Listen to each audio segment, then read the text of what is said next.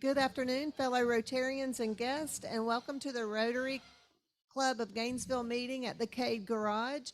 If you're joining us via YouTube, please register your participation by sending an email to info@rotarygainesville.org. And as always, please remember to silence your cell phone. Now, please welcome Pete Enwall to the podium for our song and pledge.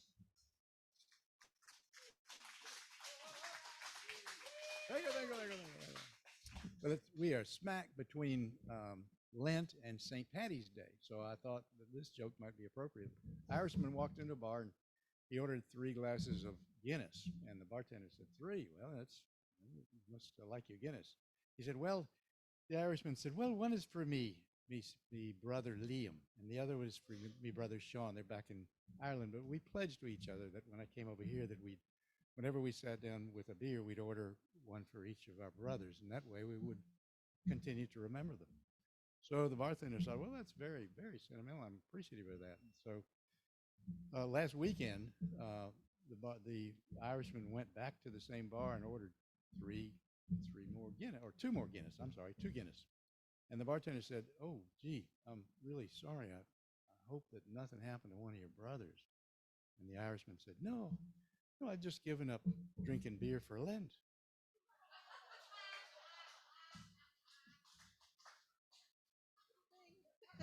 We're gonna sing. We're gonna sing "God Bless America." God bless America, land that I love. Stand beside her and guide her through the night with the light from above. From the mountains to the prairies, to the oceans white with foam. God bless America, my home, sweet home. God bless America, my home, sweet home. Woo.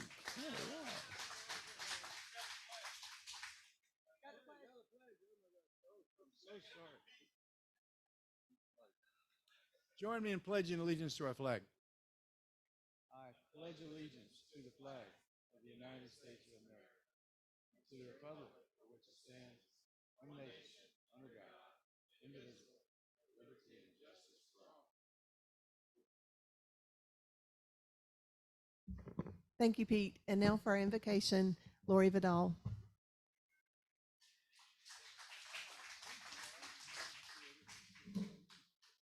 I'm sure that most everyone here knows that Cotton Flesher passed away.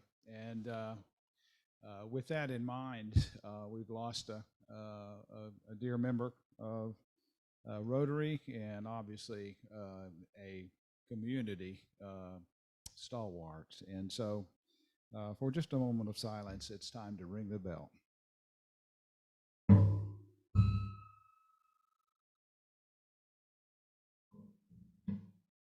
Let us pray together.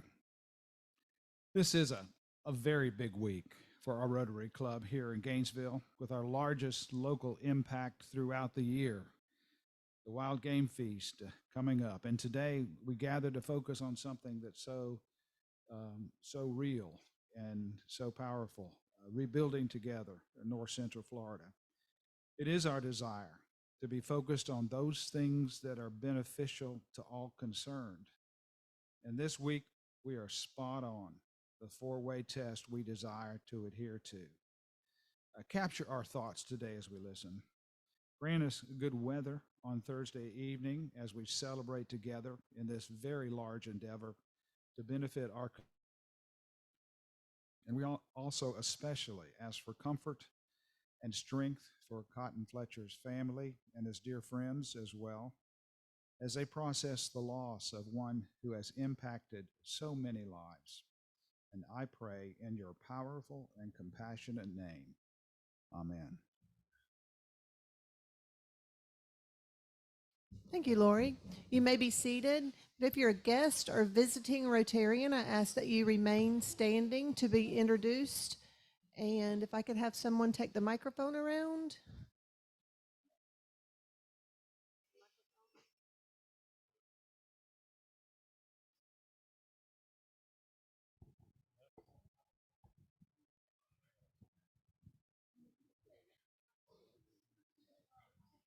Yes, I was elected. Thank you, Tom. Ryan Thompson. With me today is Beth Phillips with CHW. She's been with our company several years, but recently moved over to our marketing business development and has really found her calling. If you're in the Builders Association, she's no stranger to you. I tout on you a little bit, won several awards at the Installation Makeover last year. And actually is the newest member of the Rebuilding Together Board of Directors. So help me welcome Beth.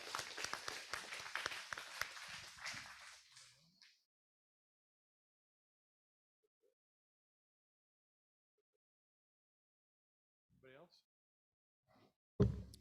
I think that may be it. Thank you. So would it be in the first meeting of the month? Would it be in the first meeting of the month? We will celebrate our March birthdays. And for March, if you will, if you're here, please bring your dollar to the podium. As a reminder, these dollars add up and they go to support our Reading Safari program at the Santa Fe Zoo. So happy birthday, fellow Rotarians. Kevin Amati, Cole Barnett, John Bruner, Pam Carpenter, Susan Crowley, Eric Godet, Ernest Hall, John Jopling, Colleen Keene, Kurt Klein, Mark Landman, Frank Mason, Ken Mears, Gabe Nosa, TJ Pache, Tony Salzman, John Shirt, Christine Kelly, Ben Stone, Ryan Thompson, Helen Warren, and Victoria Watson. Happy birthday. And Pete, if you'll come back to the podium, let's celebrate birthdays with the birthday song.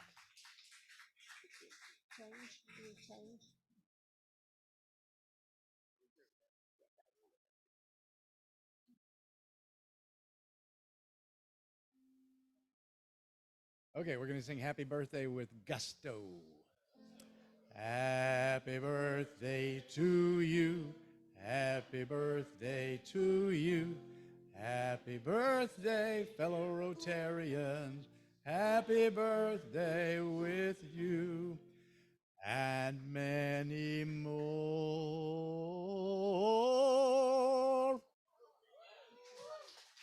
Go, Pete. Okay, and now we're going to kick off the announcements. First up, we have Nancy Hart.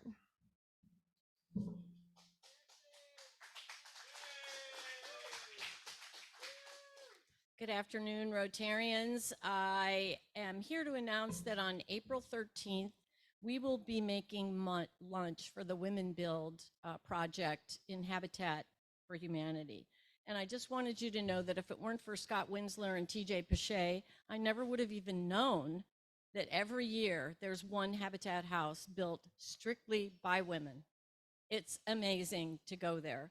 And they're really proud of their work, and they'll give us a fine tour.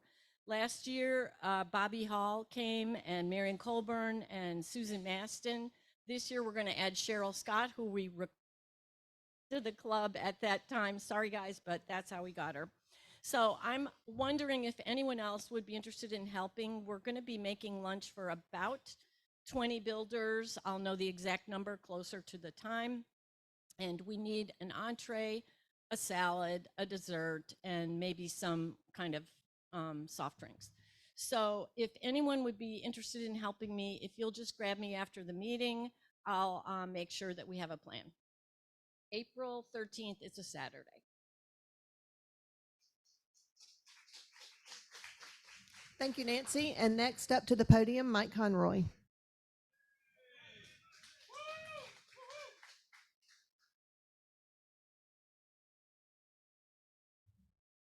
Good afternoon, fellow Rotarians. You might remember that once a year we have what I consider a hallmark event, which is Rotary Youth Speech from our area high schools. And we've got 9 of them. If you can't remember, Buchholz, Gainesville, Newberry Oak Hall, Hawthorne, Santa Fe, Eastside, both the IB program and the regular student body. This year, Rotary elect President Stephanie Yurchik, I hope I'm pronouncing that correctly, has stated that the theme of Rotary for 2024 is creating hope in the world. God knows we need it. She states that the goal is to restore hope, to help the world heal from destructive conflicts, and in turn, to help us achieve lasting change for ourselves. The kids from these schools are the kids that are going to be implementing that hope should it come. And so we take the Rotary theme for each year and we bring that to our students and we ask them to do a 5-minute presentation about their personal ability, what they're going to do to create hope in the world.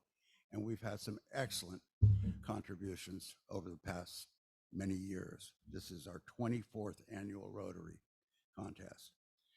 What we need is people who know students or have students in any of the area high schools, both male and female, whether they are freshmen or we had a sophomore last year that won, to let me know and I will give you the necessary information so that you can send out the application and the invitation to participate. We need some help. We're coming up for the preliminaries on April 22nd. And then in May, we have the finals before the lunch group. Thanks so much for your help.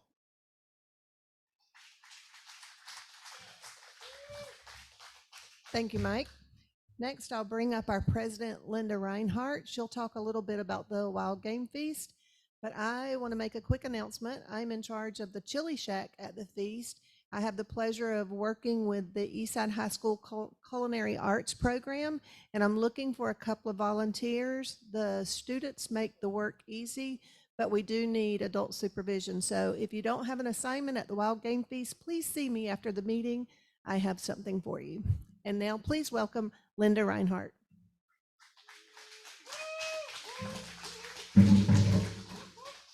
All right, I'll keep this short and sweet. If you didn't know, where have you been? Wild Game Feast is this Thursday. I know, so just in case. Still selling tickets. Wilbur still has raffle tickets. Wilbur, I need to get one from you because Zakia sent me money last night to get one. So she's watching us from afar still. And so we've got tickets, we've got raffle tickets, we've still got volunteer opportunities all day tomorrow. If your schedule frees up, I'm sure we can find something for you guys to do out at the feast site. Sorry, that's Thursday, not tomorrow. And looks like weather's going to be good, so I hope to see everybody there. And with that, I'm going to turn it over to Ryan Thompson to introduce today's speakers.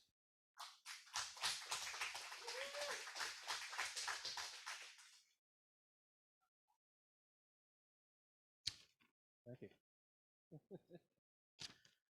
Good afternoon, fellow Rotarians. It's my pleasure to introduce RD Bonnaghan and Elena Humrich with Rebuilding Together North Central Florida. As many of you know, we've supported Rebuilding Together both financially and through service since their founding in 2005. RD found his way to Rebuilding through AmeriCorps, now serving as their executive director, the two-time Greater Gainesville Small Nonprofit of the Year recipient. His passion is genuinely aligned with the organization's mission, repairing homes, revitalizing communities, and rebuilding lives, which permeates through his staff. He's joined by Elena, who manages the CWC program, which helps neighbors save energy and water and reduce their energy bills. I'll tell you, if you're looking for an enriching and uplifting volunteering opportunity, join Rebuilding Together on any of their projects. You won't be disappointed. With that, please help me welcome RD and Elena to the lectern.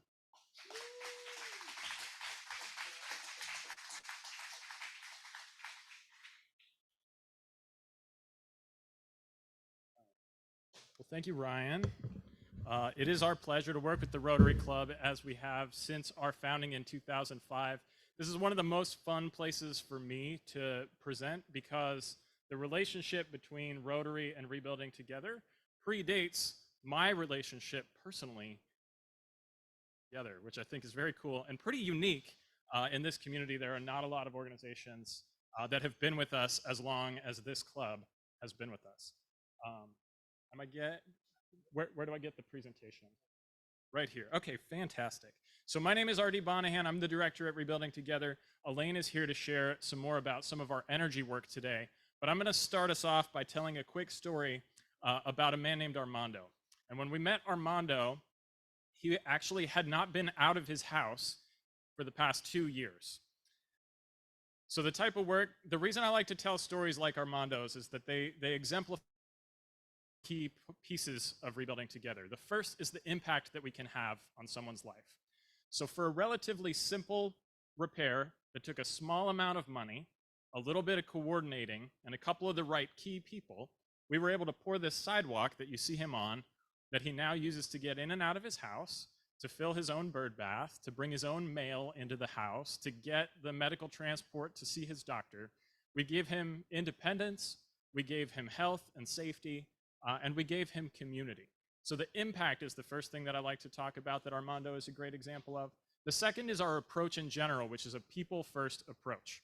So we have, when we assess a home to receive repairs from Rebuilding Together, which is the main thing that we do, we look at a 25-point health and safety checklist that looks at the house from top to bottom.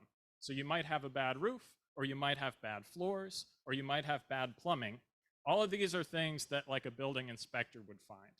But actually Armando's house would not have been flagged by a building inspector because that 3.5-inch gap from his front door into the front yard is allowed by building code. But at Rebuilding Together, we look more closely at how our homeowners interact with their homes, and we tailor our repair services specifically to the people that we're working about. So these are repairs of homes, but they have people at the center of what we do. And so that's the second point about this. The last point that I want to make about Armando and his story is that it encapsulates what Rebuilding Together does best, which is it brings people and communities together to solve problems in their own backyard. So this is a really unique program in that it's completely by local people, for local people, with local people, and the connection of all those people is a main priority of the program. So here is our mission statement. At Rebuilding Together, we repair homes, we revitalize communities, and we rebuild lives. And it looks like a lot of people doing a lot of cool things that actually a lot of the people sitting in this room have been part of since our founding in 2005. And so just to give some photographic examples of what a repair at Rebuilding Together might look like, Armando couldn't get out of his house. I wouldn't have been able to get out of this one, right? So these are the kind of things that we're doing on a regular basis. The Rotary relationship is strong. This is a photo from just a few years ago, and we are updating our Rotary photos regularly because y'all are back again and again to be part of this amazing mission and impact and what we do. So the 25 points really focus on anything related to the health and safety of the house and the people in it. It can be really extensive. A lot of our homes need a significant amount of repair. Some of the fixes are relatively simple. Some of them are more complicated. We are dedicated to getting good results. The other thing I like to say is that our repairs are typically done with a mixture of subcontracted skilled labor and volunteer labor. So we don't ask our Rotary folks to be experts on roofing or plumbing or electrical. We have professionals for that. But there are many pieces of a project that can be leveraged through volunteerism to give us a high impact for the lowest possible investment to get the work done properly and in a way that will preserve the home long-term. 10 to 15 to 20 years is what we expect to get out of a long-term repair where folks can stay and remain in the communities and the homes where they've been, in most cases for a long time. So housing affordability is a hot topic right now. Repair of affordable housing is part of the affordable housing puzzle. Keeping units available and up to standards are a good way to prevent additional displacement that kind of it helps lessen the need for additional new units, and it's one of the most cost-effective ways to do that.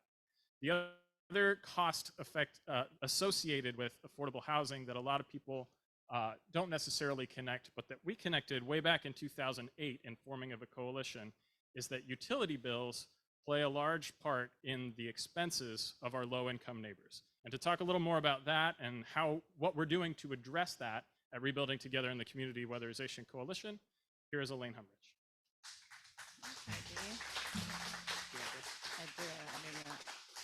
Well, thank you.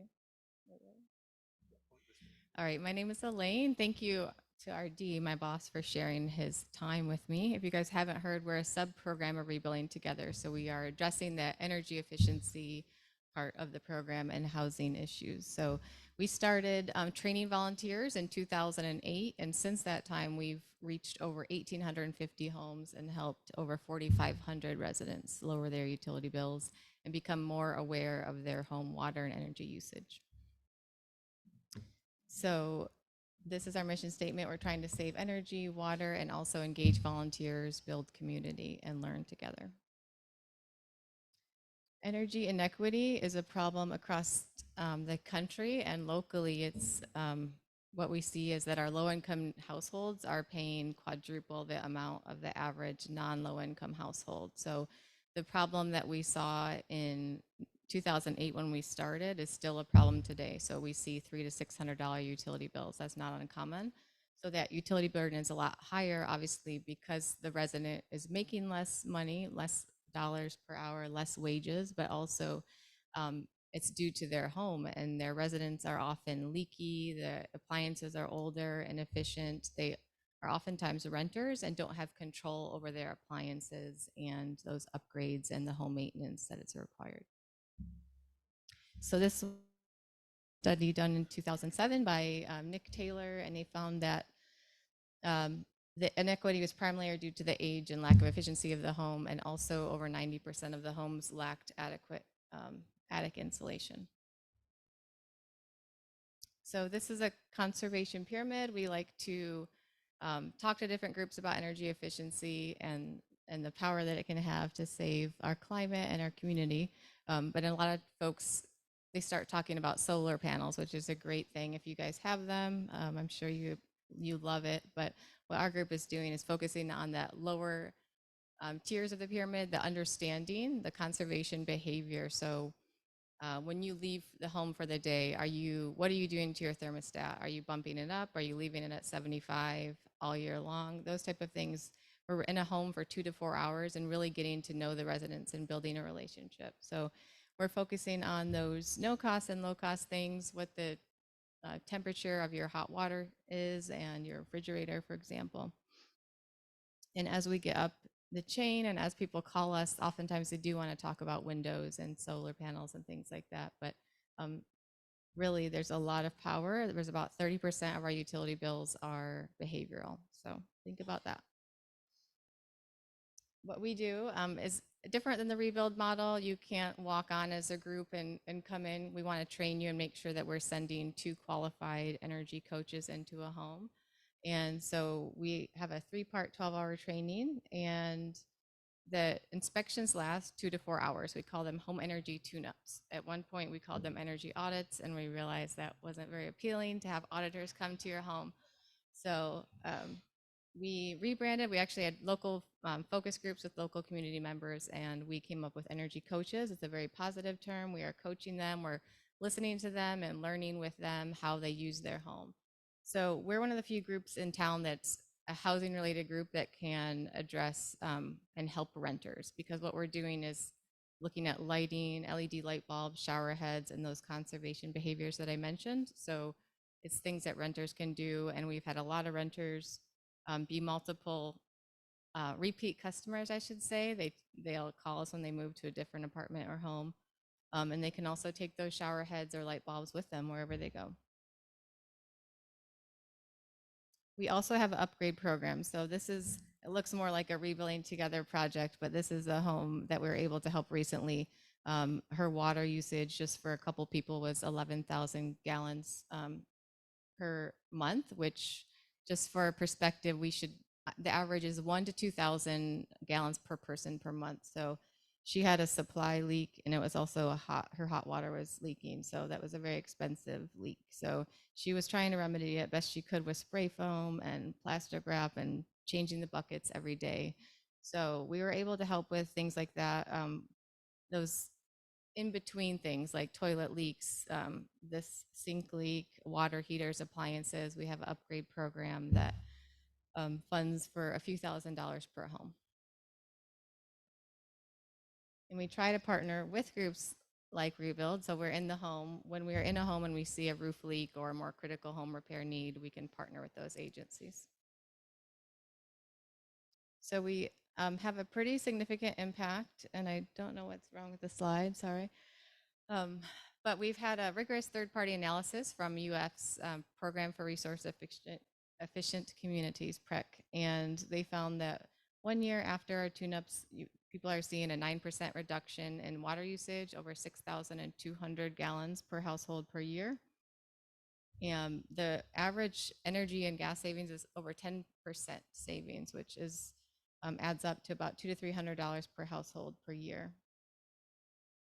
And we also see a persistence in savings. So 3 to 5 years later, we're seeing actually even a higher savings. We think that that's because at the end of our tune-ups, we are asking for a commitment. And once someone commits to doing one thing, like adjusting their thermostat, and we identify other areas in their home, they're more likely to follow through with those things. And we follow up and ask them, and they say that they have gotten that door sweep and installed that weather stripping and things like that.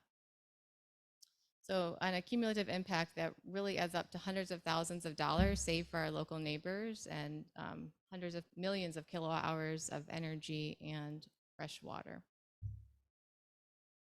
So as RD started with his happy impact story, these are just a few qualitative impacts that we are really proud of. This resident at the top right, Kalisha, she saved several $100s, so about half of her utility bill. And then Miss Gwen on the lower left, she was an example of someone that was saving a few $100s a month because she was a renter and she had 2 really leaky toilets. So her bills were running about $200 for her and her 2 sons, and they were slowly starting to climb to over $400.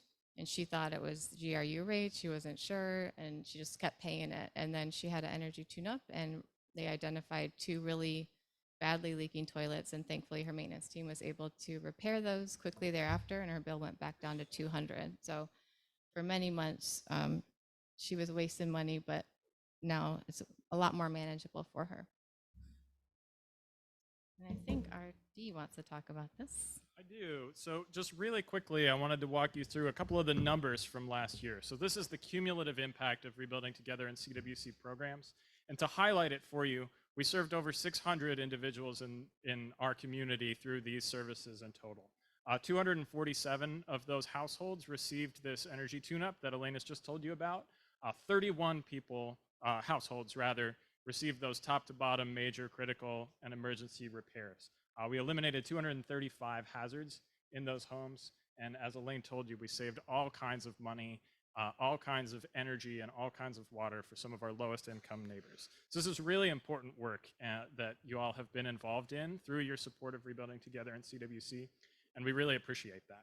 So there's a couple of new things that we're doing, and I want to highlight a couple of them really, really fast. One is that we've expanded in the past 2 years into Levy County. So Levy County is next to Alachua County and has really high levels of poverty and really high levels of substandard housing. And so we got some federal money to start working over there. And in the past 2 years, we've hired a program manager. We've solicited over 50 applications for home repairs of certain types. 33 of them qualify for the services that our startup grant allows us to use. 10 of those were served by the end of last year, and we have another 25 in the pipeline to wrap up by the end of this year. These are primarily accessibility repairs, folks to keep older folks in the homes where they already live, the kind of folks like Armando, whose story I told earlier. But we are planning to serve 35 people in neighboring Levy County in the past 2 years in total. We also are doing some unique new work around how to work with low-income renters. And I'm going to have Elaine tell you a little bit more about this pilot program that we're doing with Alachua County. All right. So if you are a landlord with rental properties outside city limits, this is a really exciting program that came down through ARPA dollars.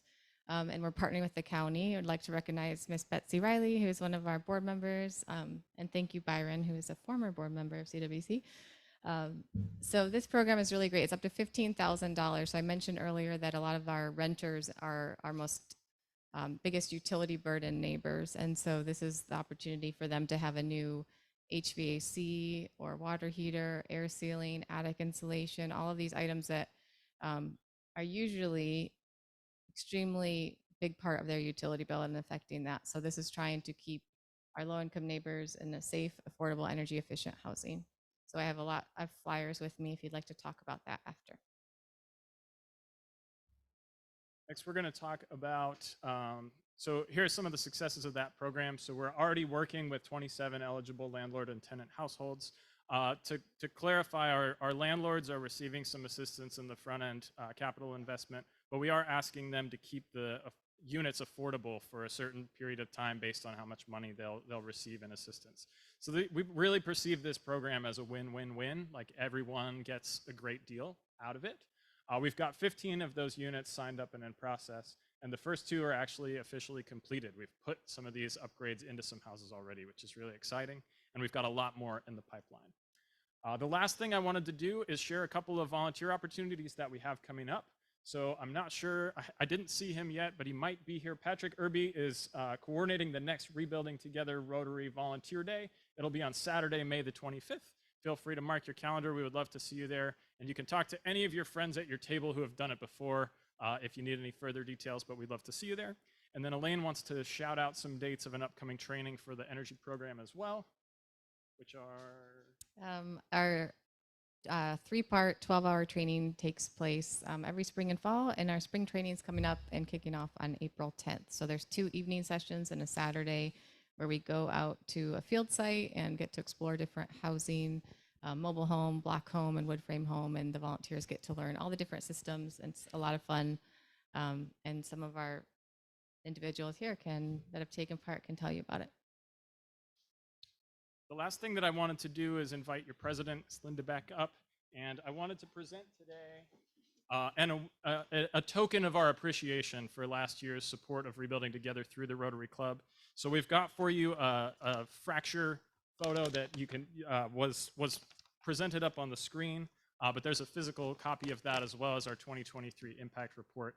And mostly we just want to say thank you for being amazing long-term partners of Rebuilding Together and our efforts here in Alachua County. And we are so grateful for a community like this that cares about its neighbors. That's you all, and you all really have made a massive difference for our low-income neighbors, and we couldn't have done it without you. So thank you so much.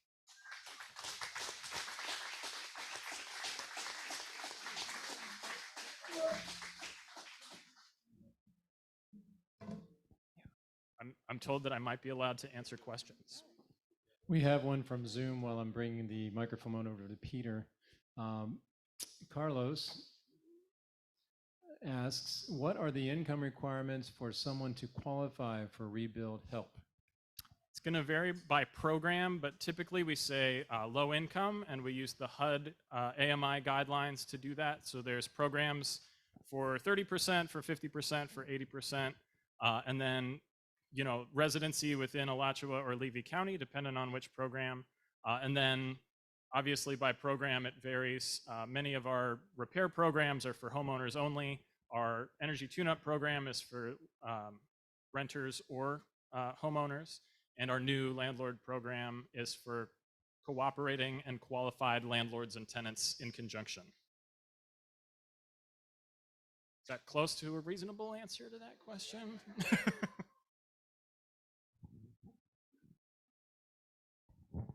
Thank you so much, Mike Conroy. Thank Hi, you Mike. so much for the work that you do. I worked with Greg on a number of projects some years ago, and now that I'm getting old and feeble, I'm not so agile, but I do want to offer my services as a GC if I can be of assistance to you in evaluating some of these. I've done a lot of 4-point inspections that might be helpful. At any rate, the city does have an involvement on those homes within the city limits that there are certain stipulations as renters that you have to fulfill seems to be rigidly reinforced over the last several years. Do you interface with the city and coordinate some of your efforts with them? We do. Thank you. We do. Yeah, and thanks, Mike. And we really appreciate your involvement over the years. It's good to see you. Thanks for being here. So the city does run a number of repair and rehab programs on their own that they manage within the city. We do refer folks who qualify for those programs to the city directly to receive those services. We also help the city to administer some CDBG funds that are awarded to the city, and then there are subrecipient agreements that go out to nonprofits to help do that kind of work. So we do work directly with the city and expending some of those funds for eligible households as well. And we have similar arrangements in the county as well. So the county has funding available for home repairs as well. And we work with the county both by referral and directly through subrecipient agreements where we can help leverage those dollars and help them go a little further. I think, excuse me, this is Michael Pellet. I just want to say that in the early 70s, when I was a young man in my early 20s, I volunteered with a program in Madison, Wisconsin called Design Coalition. And the guy that was running it became my mentor. And he was an architect. He led that experience led me into my career. And I am so grateful to see that kind of activity going on here. And I have participated in the past in this kind of a program here as well.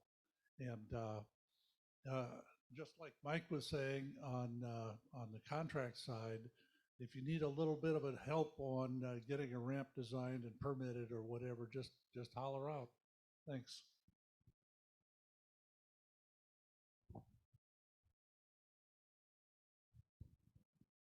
Hey, man. Nice to see you. Thank you for that presentation. I've participated in this, and if you look at a house and you go, "What is going on? I don't understand anything," you will learn so much, and you will gain so much from this. You just look at the homeowner, and they're just so grateful and so happy. And then along the way, you learn something new, and which is applicable in your life. So, thank you for what you do. Thank you, Rotarians. Grateful to be in a room with all my friends.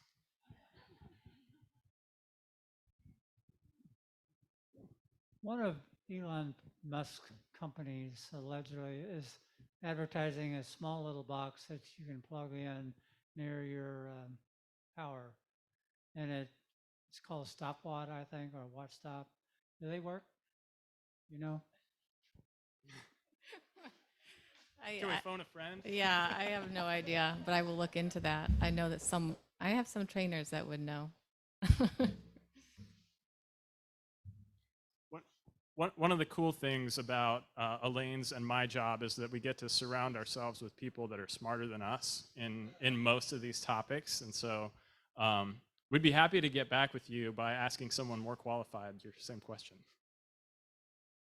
Hey guys, question about how the impact it makes for someone to be able to stay in their home and it be safe and accessible to them versus them having to move to a facility, the cost savings for the family, and not just them directly, but their extended family. Sure. So on our website, you can find a tab called, I think it's called Impact or Overall Impact or something like that. But we actually ran a series of studies through our national office. One of the perks of being affiliated with 125 other Rebuilding Togethers nationwide is that we can pool together and do some research that none of us would be able to afford on our own. So we have an impact study on the website from just a couple of years ago that breaks down the quantitative effects of our work and what do you get from doing work like this? What are the outcomes of that? And there's a number, I want to say it's 6 or 8 different categories, but they actually were able to quantify things like physical safety, mental health, community connection, independence. Some of these key words that I use all the time actually come from that data set of some follow-up analysis that our national office did. And then in terms of the value, we also partnered with our national office to do some impact studies, and we found that what the social return on investment for a Rebuilding Together repair project is something like $2.84 of outcomes for every dollar invested. So what they find is that we either save through social services that aren't needed because we've made these repairs. To go back to my story about Armando, before we put in his access to his house, the only way he could leave was by calling 911. That's not the most cost-effective way to leave your house.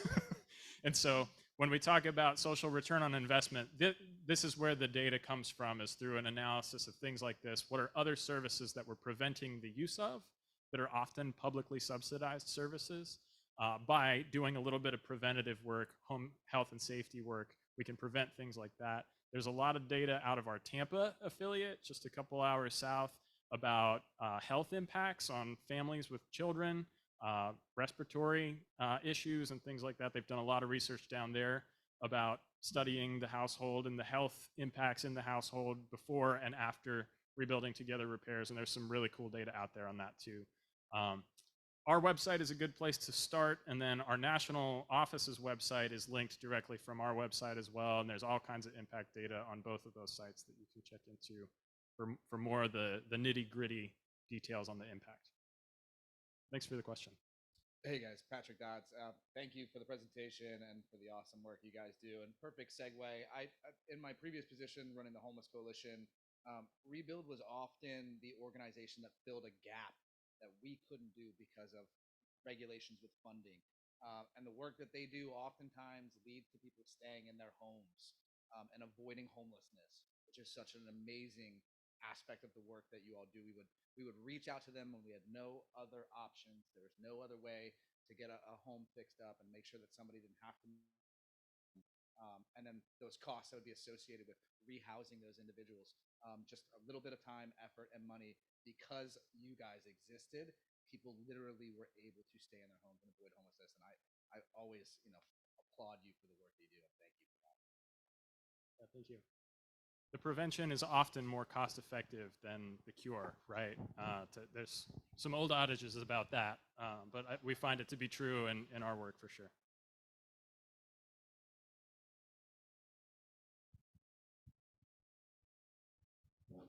Okay, this is a question from me and my husband. We have a constant argument. It's an energy question. What temperature should we set our thermostat at? Ooh, that's a tough one. Well, let me say I'm a menopausal woman. That Yeah, counts. so that'll affect it. But the other thing, when I'm out of town and my husband cranks it up to 78, I smell mold when I come back in the house. So I think 78 is too hot for my house anyway. Yeah. So, well, you have the number then. 78 or higher is what is recommended for energy efficiency, and 68 or lower for heat. So at minimum, I'd recommend. I don't think there should be an issue with mold at 78, but I bumped mine up.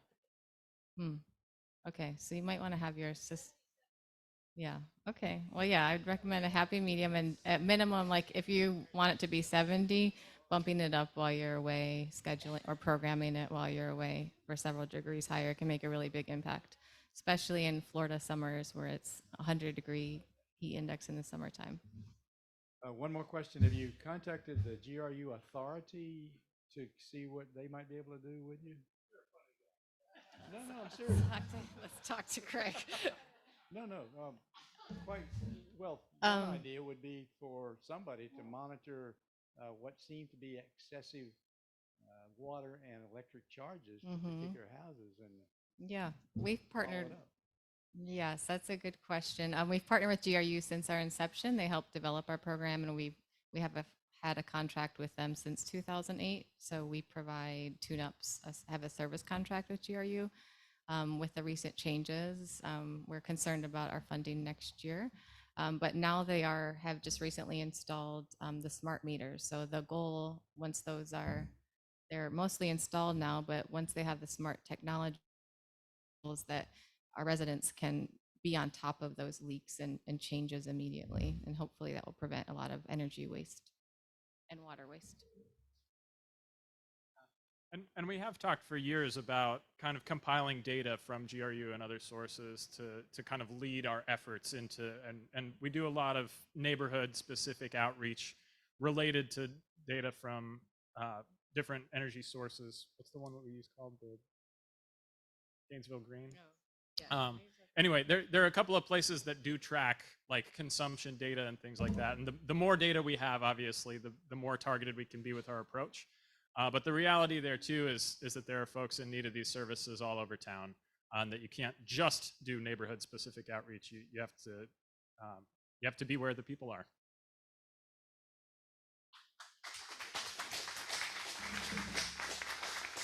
So I take this with me. Thank you.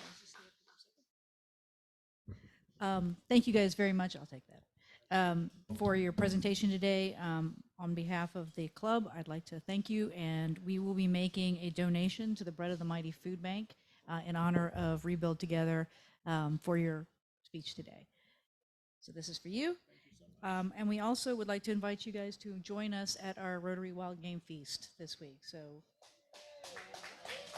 hope you're available. Cool. Thank you guys so much. Thank you. Yeah. We're gonna put you to work at the Chili Shack. Oh. Okay. So exciting news. This is our last meeting for this year in the Cade Garage. We're going to be moving back over across the street starting next week. So in light of that, please, we are going to be moving all the tables and chairs out immediately following this meeting. And so if you can stick around and help, that is great. At minimum, when you get up, if you could at least fold your chairs up, that will help those of us that are loading them up make that go a little bit faster, because we've got to take them out to Hatchet Creek, so we'll have them for the Wild Game Feast.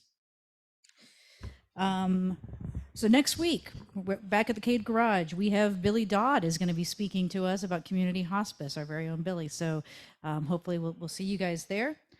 Our quote for the day, trying to follow my agenda, is if you want to go fast, go alone. If you want to go far, go together.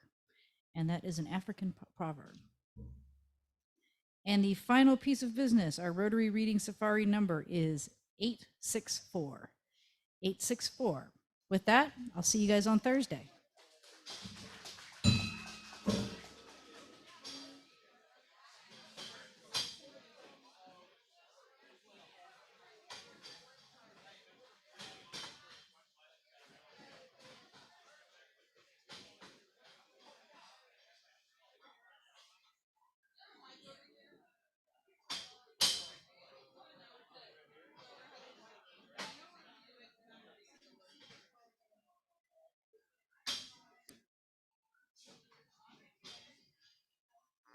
Attention. Attention. Hello. Oh, wait a minute.